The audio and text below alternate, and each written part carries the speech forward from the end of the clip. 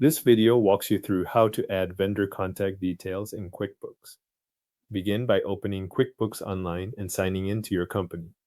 Once you are inside the account, look to the left-hand menu for the main navigation panel. This is where you can move between different parts of your company file, including sales, expenses, banking, and reports. From that left-hand menu, select Expenses. After the Expenses area opens, choose Vendors. This takes you to the vendor list, where you can view the businesses and contacts already saved in your company records. If the page takes a moment to load, wait until the full list appears before moving forward. Now find the vendor you want to update. You may already see the vendor in the list, or you may need to scroll through the available names to locate the correct profile.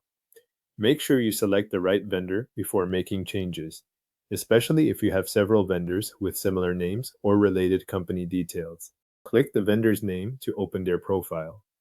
This page shows the information currently saved for that vendor, including contact and address details if they have already been entered. From here, look for the Edit option and click it to begin making changes. In the Edit view, enter or update the vendor's contact details. Add the phone number if needed, or replace an older number with the current one. Enter the email address if you use email to communicate with the vendor or send documents. If the vendor has a website that you want to keep on file, add that in the website field. You can also update the contact person field so your records show the right individual connected to that vendor account. Next, review the billing address section and enter or update it as needed. This is useful when you want the vendor profile to reflect the most current billing information in your records. As you move through the fields, keep the information consistent with the vendor details you intend to store in QuickBooks. Before saving, review everything on the screen to make sure the details are correct.